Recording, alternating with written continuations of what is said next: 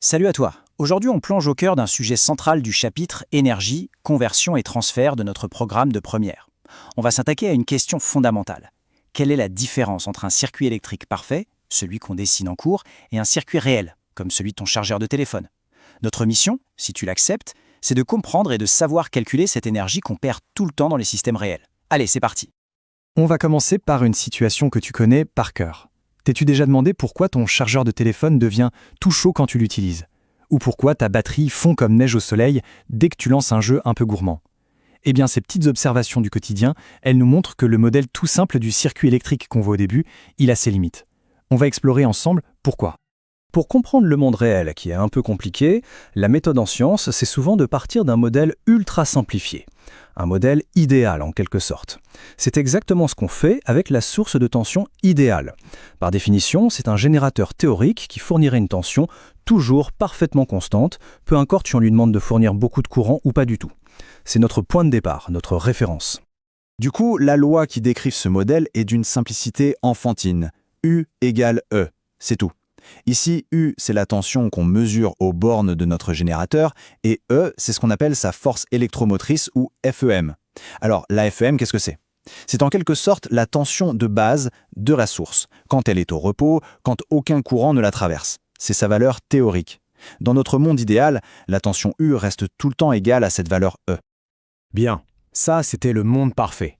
Maintenant, retour à la réalité. Car en pratique, et tu t'en doutes, aucune pile, aucune batterie, aucune source d'énergie n'est parfaite. Elles ont toute une petite imperfection cachée qui fait que notre belle équation U égale E ne marche plus dès qu'on les utilise pour de vrai. Et cette différence, elle se voit super bien sur ces graphiques. Ça, c'est une compétence clé, savoir lire ça pour le bac. Regarde à gauche, c'est le modèle idéal. La tension U est une belle ligne droite horizontale.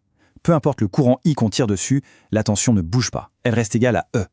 Maintenant, regarde à droite, c'est une mesure sur un vrai générateur, tu vois? Dès que le courant I augmente, hop, la tension U s'effondre, elle descend.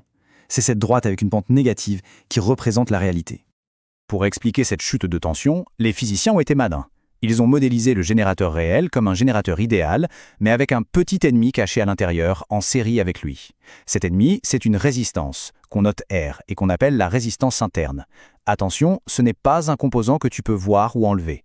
Elle modélise une sorte de frottement électrique qui se passe à l'intérieur même des matériaux de la pile. Et ce nouveau modèle nous donne la nouvelle équation fondamentale, celle que tu dois absolument connaître, U égale E moins RI. On voit bien que la tension U qu'on a disponible est maintenant plus petite que la FEM E. Pourquoi? Parce qu'on lui a enlevé le terme R fois I. Ce terme, c'est la tension qui est mangée, perdue à cause de la résistance interne. C'est une perte qui se produit à l'intérieur même du générateur. On dit que la tension est perdue. Mais tu sais qu'en physique, la célèbre phrase de Lavoisier s'applique partout. Rien ne se perd, rien ne se crée, tout se transforme. L'énergie ne peut pas juste disparaître. Alors la grande question, c'est cette énergie qui correspond à la chute de tension RI, en quoi se transforme-t-elle? La réponse, c'est l'effet Joule. L'effet Joule, c'est un phénomène très simple. Dès qu'un courant électrique passe dans un conducteur qui a une résistance, ça produit de la chaleur. C'est une conversion d'énergie électrique en énergie thermique. Et ça se produit dans n'importe quelle résistance, y compris notre fameuse résistance interne R. Et voilà, on a la réponse à notre question du début. Ton chargeur chauffe parce qu'une partie de l'énergie électrique est transformée en chaleur par effet Joule. Attention, il faut bien faire la distinction.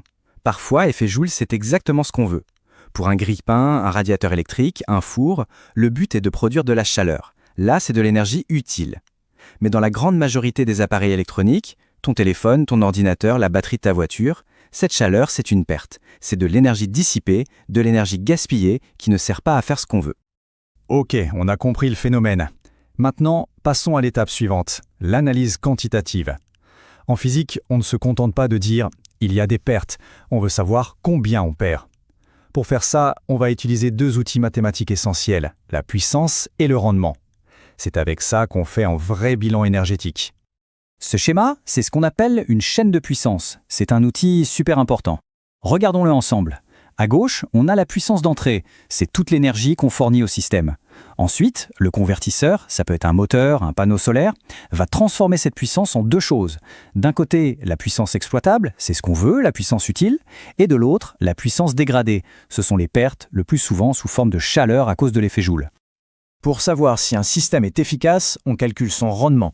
On le note avec la lettre grecque eta, ita. La formule est super logique. C'est la puissance utile qu'on récupère divisée par la puissance totale qu'on a fournie au départ. C'est un chiffre qui n'a pas d'unité, qui est toujours entre 0 et 1 et qu'on exprime le plus souvent en pourcentage. Ça nous dit quel pourcentage de l'énergie de départ a vraiment servi à quelque chose. Pour que ce soit plus concret, prenons un exemple. Un panneau solaire classique. Son rendement est d'environ 20%. Ça veut dire que sur 100% de l'énergie lumineuse du soleil qui frappe le panneau, il n'y a que 20% qui est converti en électricité. Et les 80% restants, ils sont perdus, principalement transformés en chaleur. C'est aussi pour ça qu'un panneau solaire s'échauffe quand il est au soleil. Le rendement, c'est un super marqueur du progrès technique. Regarde ce graphique. Une vieille ampoule à filament, son rendement était catastrophique, environ 5%. Ça veut dire que 95% de l'électricité servait à chauffer la pièce, pas à éclairer. C'était un mini radiateur. Compare ça avec une ampoule LED d'aujourd'hui, on peut atteindre 90% de rendement, ou un bon moteur électrique qui dépasse les 95%. On voit que tout le travail des ingénieurs, c'est de chasser ces pertes pour se rapprocher le plus possible des 100%. Bon, on a vu la physique, les formules, mais à quoi ça sert tout ça dans la vraie vie? Il faut que tu comprennes que ces histoires de pertes et de rendement, ce n'est pas juste un concept abstrait pour les contrôles. C'est au cœur des plus grands défis technologiques et sociétaux d'aujourd'hui. Prends la transition énergétique. Pour les panneaux solaires ou les éoliennes, améliorer leur rendement, c'est le nerf de la guerre. Chaque petit pourcent de rendement qu'on arrive à gagner, c'est énorme. Ça veut dire qu'on produit plus d'électricité propre avec la même surface de panneau ou la même éolienne. C'est une vraie victoire dans la lutte contre le réchauffement climatique. Et les conséquences, tu les vois tous les jours. Un meilleur rendement, ça veut dire quoi concrètement? Ça veut dire une batterie de smartphone qui tient plus longtemps. Ça veut dire une voiture électrique qui peut aller plus loin avec une seule charge.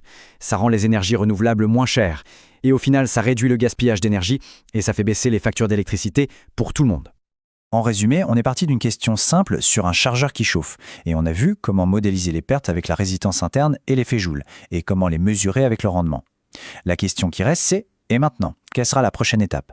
La recherche travaille sur des matériaux incroyables, comme les supraconducteurs.